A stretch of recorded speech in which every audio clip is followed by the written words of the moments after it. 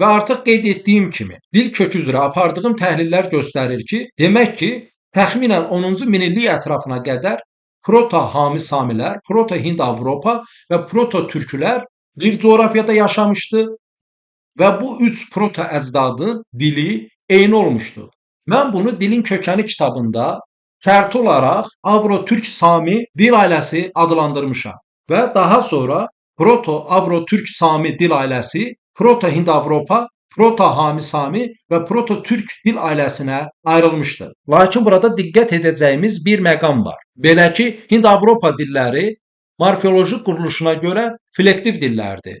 Həmçinin Hami Sami dilləri flektiv dillərdir. Lakin Türk dilləri iltisaqi, yəni şəkilçili dillərə aid edilir. Yəni Hind-Avropa dillərində, Hami Sami dillərində şəkilçi sözün əvvəlində və ya sonunda gələ bilərsə, Türk dillərində şəkilçilər mütləq mənada kökün sonuna əlavə edilir. Bu isə onu deməyə əsas verir ki, təxminən 12-ci, 10-cu minilliklər dövründə artıq bir-birindən ayrılan Hind-Avropa dilləri, Hami Sami dilləri şəkilçiləri flektiv qaydada inkişaf etdirmişdi.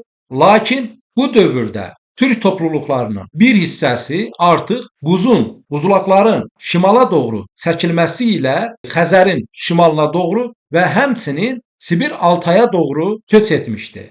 Və bu zaman əsasən Xəzərin şərq tərəfində, Mərkəzi Asiyada formalaşmağa başlayan iltisaqi, yəni şəkilçili dil ailələrini formalaşdıran topluluqlarla əlaqədə olmuşdu. Və beləliklə türklərin bir qismi buzulaqların çəkilməsi ilə Xəzərin şərqinə doğru müəyyən köçlər etmişdi və bu türklər bu ərazilərdə formalaşan iltisaqi, şəkilçili dil nümayəndələri ilə birlikdə iltisaqi dillərin inkişafına təkan vermişdi və növbəti köçlər isə artıq Fridun Cəllovun qeyd etdiyi kimi 4-cü, 2-ci minillikdə baş vermişdi və bu köçlər yalnız bir tərəfli, yəni şərqə doğru olmamışdı. Türklər zaman-zaman qərbə, şərqə köçlər etmişdi və eyni ilə bu və ya digər coğrafi, siyasi, hərbi səbəblərdən şərqdən də qərbə, yəni Orta Asiyadan Ön Asiyaya köçlər etmişdi.